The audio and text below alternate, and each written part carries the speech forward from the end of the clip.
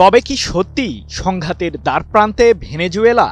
যুক্তরাষ্ট্র যখন ভেনেজুয়েলায় হামলার পরিকল্পনা করছে বলে গুঞ্জন, তখনই পাল্টা শক্তি প্রদর্শন করলেন নিকোলাস মাদুরো। ভেনেজুয়েলার প্রেসিডেন্ট এবং সশস্ত্র বাহিনীর প্রধান সরাসরি নির্দেশ দিয়েছেন কলম্বিয়া সীমান্তে মোতায়েন করা হবে 25,000 সেনা।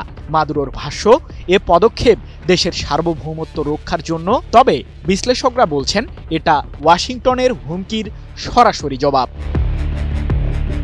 স্থানীয় সময় 8 সেপ্টেম্বর নিজের অফিসিয়াল টেলিগ্রাম চ্যানেলে এক ঘোষণায় প্রেসিডেন্ট নিকোলাস মাদুরো জানান 25,000 সেনা পাঠানোর নির্দেশ দিয়েছেন তিনি। তার ভাষায়, আমি বলিভারিয়ান ন্যাশনাল আর্মড ফোর্সেসের 25,000 সেনাকে মোতায়েনের নির্দেশ দিয়েছি। তিনি আরও জোর দিয়ে বলেন, এই সেনা মোতায়েনের উদ্দেশ্য জাতীয় সার্বভৌমত্ব, নিরাপত্তা এবং শান্তির সংগ্রামকে রক্ষা করা।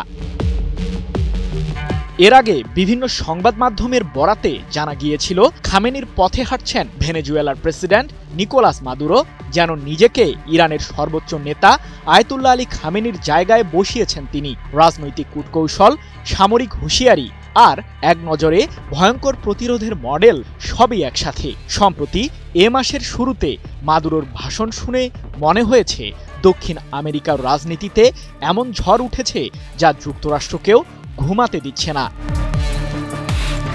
এর আগে 6 সেপ্টেম্বর মার্কিন প্রেসিডেন্ট ডোনাল্ড ট্রাম্প ভেনেজুয়েলায় মাদক চক্রকে টার্গেট করে সামরিক হামলার সম্ভাবনা নিয়ে ভাবছেন বলে খবর প্রকাশিত হয়। যুক্তরাষ্ট্রের দাবি, ভেনেজুয়েলাকে ব্যবহার করা হচ্ছে মাদক পরিবহনের জন্য। এমনকি সম্প্রতি মার্কিন বাহিনী ভেনেজুয়েলা থেকে মাদক বহন করছে সন্দেহে একটি জাহাজে হামলাও চালিয়েছে।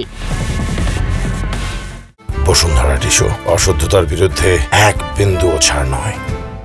বিশ্লেষকদের মতে, যুক্তরাষ্ট্রের এই পরিকল্পনার মধ্যেই মাদুরোর এমন সেনা মোতায়েন মূলত ওয়াশিংটনকে সরাসরি বার্তা দেওয়ার কৌশল। তিনি দেখাতে চাইছেন ভেনেজুয়েলা শুধু রাজনৈতিক বিবৃতিতে নয়, সামরিক শক্তি নিয়েও লড়াইয়ের জন্য প্রস্তুত।